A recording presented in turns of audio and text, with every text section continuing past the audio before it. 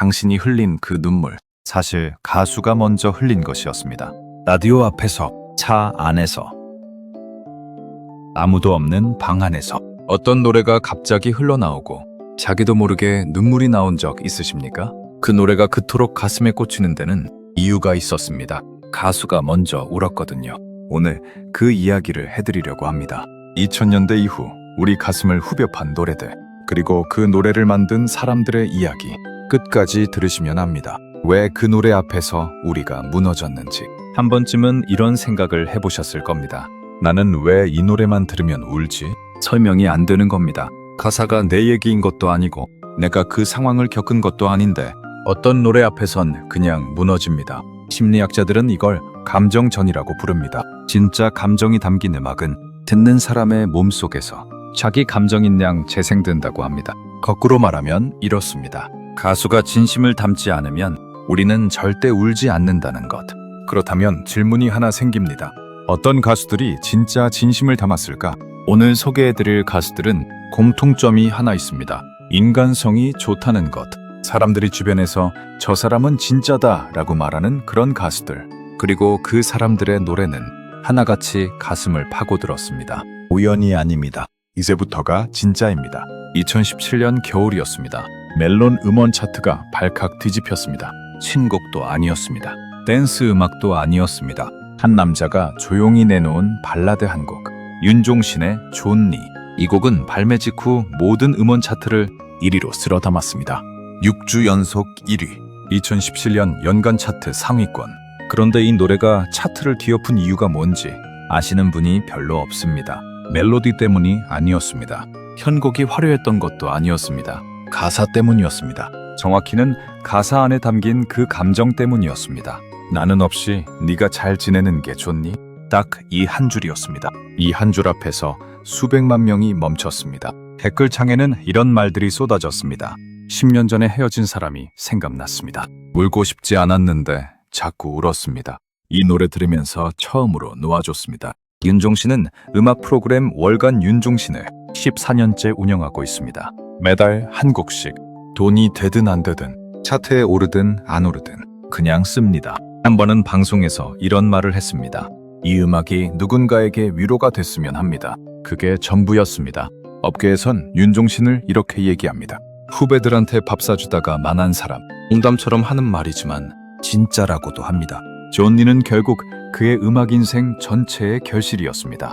14년 동안 쌓아온 진심이 한 곡에 녹아든 것이었습니다. 그런데 여기서 끝이 아닙니다. 진짜 가슴 아픈 이야기는 따로 있습니다. 같은 해 또 다른 가수가 있었습니다. 아직 이름이 많이 알려지지 않았던 정승환. 2016년 그가 내놓은 이 바보야. 이 노래를 처음 들은 사람들은 이렇게 물었다고 합니다. 이 가수 실제로 이별한 거 아닌가요? 그럴 만했습니다. 노래 속에는 설명할 수 없는 무게가 있었습니다. 기교가 아니었습니다. 공기압이 달랐습니다. 가슴이 대부분은 그게 어디서 오는지 모릅니다.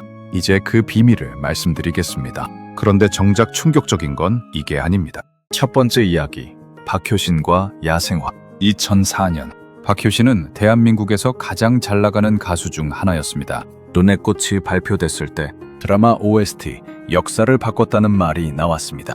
그런데 그 직후였습니다. 계약 분쟁이 터졌습니다. 소속사와의 갈등, 법적 다툼, 음반 발매 중단. 대중의 시선에서 박효신이 사라졌습니다. 몇 년이 흘렀습니다. 업계는 그를 잊어가고 있었습니다. 그리고 군 입대. 2010년 박효신은 조용히 입대했습니다. 돌아오는 날 성시경과 팬 100명이 나왔습니다. 기자들도 많지 않았습니다. 복귀 앨범을 준비하던 2013년 그가 내놓은 곡이 야생화였습니다. 이 곡을 처음 들은 음악 관계자들이 이렇게 말했다고 합니다. 이 사람 달라졌다. 멜로디가 화려해진 게 아니었습니다. 오히려 더 단순해졌습니다. 하지만 뭔가 달랐습니다. 나중에 알려진 사실이 있었습니다. 군 복무 중 박효신은 일반 병사 최초로 육군 참모총장상과 국방부 장관상을 동시에 수상했습니다. 노래 잘하는 가수가 아니었습니다. 사람이 달랐던 겁니다. 야생화는 2013년 발매 직후 모든 차트 1위. 그리고 그 이후 10년이 지난 지금도 박효신의 이름 앞에는 항상 이 노래가 따라옵니다. 야생화는 척박한 땅에서 피어납니다. 아무도 물을 주지 않아도 아무도 바라봐주지 않아도 그가 그 곡에 자기 이름을 붙인 셈이었습니다. 만약 당신이 그 자리에 있었다면 몇 년의 공백과 침묵을 견딘 뒤 무대에 다시 섰을 때 어떤 기분이었을까요? 그런데 이 이야기 뒤에 또 다른 이야기가 숨어 있습니다. 두 번째 이야기, 이적과 다행이다. 이적. 카이스트 졸업. 서울대 대학원. 노래 잘하는 천재. 이 두 가지가 이 가수를 설명하는 흔한 수식어입니다. 하지만 이 수식어들이 가리고 있는 것이 있습니다. 2008년 이적이 발표한 다행이다. 이 노래에는 공식적인 스토리가 없습니다. 특별한 드라마 삽입곡도 아닙니다. 어떤 사건을 기반으로 쓴 것도 아닙니다. 그냥 발표됐습니다. 그런데 음원 차트가 멈췄습니다. 다행이다, 이렇게 살아있어서. 이 한 문장. 그해 대한민국은 글로벌 금융위기로 흔들렸습니다. 수많은 사람들이 직장을 잃었습니다. 가정이 흔들렸습니다. 스스로를 포기하는 사람들이 늘어났습니다. 그 시절 이 노래가 흘러나왔습니다. 다행이다, 네가 내 곁에 있어서. 이적은 이 노래에 대해 그냥 내 마음을 쓴 것이라고 했습니다. 더 이상의 설명은 없었습니다. 그런데 바로 그 단순함이 폭발했습니다. 나중에 그는 인터뷰에서 말했습니다. 노래가 위로가 됐다는 얘기를 들을 때가 가장 행복합니다. 이적의 동료들은 한결같이 말합니다. 이적 형은 그냥 좋은 사람이다. 화잔이 없습니다. 그냥 좋은 사람. 그리고 그냥 좋은 사람이 쓴 노래는 그냥 좋은 노래가 됩니다. 다행이다가 그 증거였습니다. 세 번째 이야기, 성시경과 너의 모든 순간. 2012년 한 곡이 발표됩니다. 성시경의 너의 모든 순간. 이 노래는 드라마 OST입니다. 드라마 건축학개론의 OST. 하지만 드라마보다 노래가 더 오래 남았습니다. 아니, 정확히는 이렇습니다. 드라마는 끝났지만 노래는 끝나지 않았습니다. 성시경은 업계에서 이런 별명을 가지고 있습니다. 가장 후배들을 잘 챙기는 선배. 아이유가 데뷔 초기였을 때 그와 함께 노래를 불렀습니다. 그는 신인 후배를 누르지 않았습니다. 띄워줬습니다. 후배 가수들은 성시경을 이렇게 말합니다. 형이 없었으면 내가 없었을 것이라고. 너의 모든 순간은 그런 사람이 부른 노래입니다. 사랑하는 사람의 모든 순간이 소중하다는 노래. 그런데 그가 평소에 사람들을 대하는 방식이 바로 그 노래의 가사와 같았습니다. 노래는 그 사람에게서 나오는 것이라는 말. 이 가수 앞에서 증명됩니다. 아직 더 큰 이야기가 남았습니다. 네 번째 이야기, 거미와 그대. 돌아오면. 2005년 그대 돌아오면. 거미. 이 가수는 데뷔 초부터 지금까지 단 한 건의 구설수도 없었습니다. 음악업계에서 이건 기적에 가깝습니다. 그녀의 동료들과 후배들은 하나같이 같은 말을 합니다. 거미 언니는 사람이 진짜다. 그대 돌아오면은. 지금까지 21년이 흘렀지만 아직도 결혼식장에서 흘러나옵니다. 아직도 이별을 겪은 사람들이 찾습니다. 아직도 새벽 라디오에서 선곡됩니다. 21년이 지난 노래가 여전히 살아있다는 것. 그것은 단순히 멜로디의 힘이 아닙니다. 그 노래를 부른 사람의 진심이 21년 동안 식지 않았기 때문입니다. 그런데 가장 감동적인 이야기는 아직 남았습니다. 그 이야기는 2019년에 일어났습니다. 2019년 봄, 강원도에 대형 산불이 났습니다. 그해 4월, 화재로 모든 것을 잃은 사람들이 있었습니다. 집이 전소됐습니다. 삶의 터전이 사라졌습니다. 그때 한 연예인이 조용히 기부를 했습니다. 1억 원. 초록우산 어린이재단을 통해서 언론에 알리지 않았습니다. 기자회견을 열지 않았습니다. 나중에야 알려졌습니다. 아이유였습니다. 그런데 이게 처음이 아니었습니다. 아이유. 데뷔 2009년. 그 이후로 지금까지 공식적으로 확인된 기부 금액만 80억 원이 넘습니다. 장학금을 자기 이름으로 만들었습니다. 형편이 어려운 후배들을 위해 매년 대학 등록금 전액을 지원합니다. 조용히. 아이유 또 기부했다는 뜻의 아똑이라는 별명이 생겼을 정도입니다.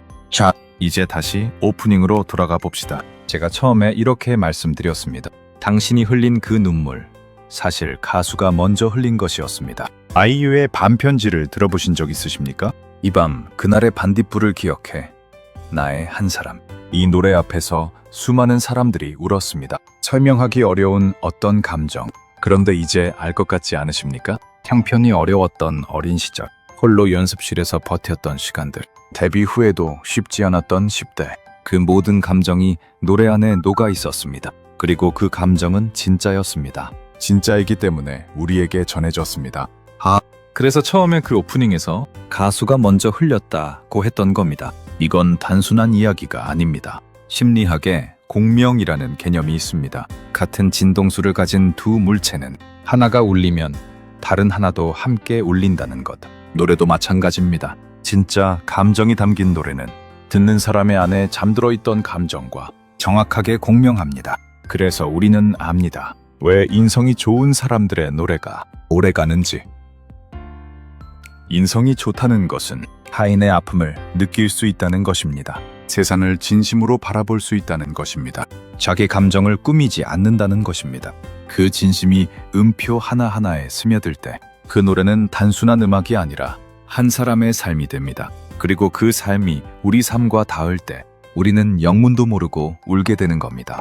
오늘 소개해드린 7곡, 윤종신의 존니, 박효신의 야생화, 이적의 다행이다, 성시경의 너의 모든 순간, 거미의 그대 돌아오면, 정승환의 이 바보야, 그리고 아이유의 밤편지.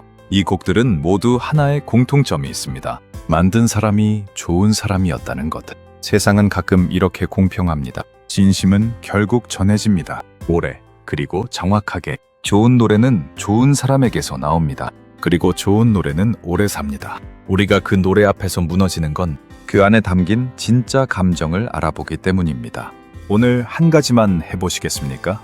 이 7곡 중 하나를 골라서 이어폰을 꽂고 눈을 감고 끝까지 들어보시는 것. 딱 한 곡만, 딱 오늘 밤만. 이 노래 들으면서 어떤 순간이 떠오르셨나요? 여러분에게 인생 노래가 있다면 어떤 곡인가요? 지금 이 순간에도 누군가는 새벽에 이어폰을 끼고 혼자 울고 있습니다. 그 사람 곁에 이 노래들이 있기를 바랍니다. 이 영상이 그 사람에게 닿기를 바랍니다. 감사 K 스토리텔링 채널이었습니다.